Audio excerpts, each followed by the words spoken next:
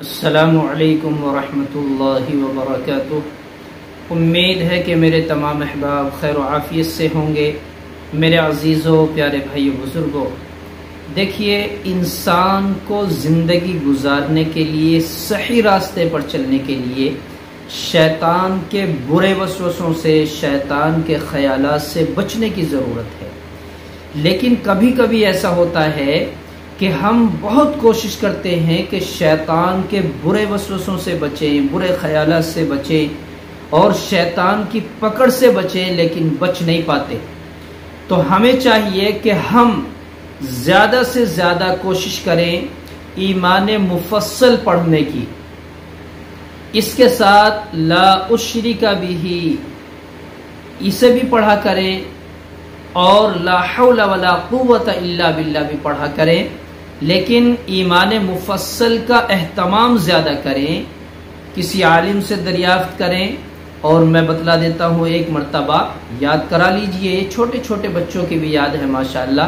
جو بچے ہمارے یہاں مدرسے میں تعلیم حاصل کرتے ہیں، چھوٹے بڑے بچے بچیاں سب کے یاد ہیں ایمان مفصل۔ علماء نے تو لکھا ہے کہ یہ 8واں کلمہ ہے، 6واں کلمہ ہے، اور ویسے تو 6 کلمے سب بچوں کے یاد ہوتے ہیں، 7واں کلمہ ایمان مفصل، 8واں کلمہ ایمان مجمل۔ تو ایمان مفصل کا زیادہ اہتمام کریں۔ آمنت باللہ وملائکتہ وکتبہ ورسلہ والیوم الآخر والقدر خیرہ وشرہ من اللہ تعالی والبعث بعد الموت۔ تو اس کے اندر ہم نے اللہ تبارک و تعالی سے وعدہ کر لیا شیطان کی کمر توڑنے کا، شیطان کو کمزور کرنے کا وعدہ کیا ہے؟ آمنت باللہ، اے اللہ میں تجھ پر ایمان لایا، وملائکہ فرشتوں پر، کتابوں پر، رسولوں پر، اور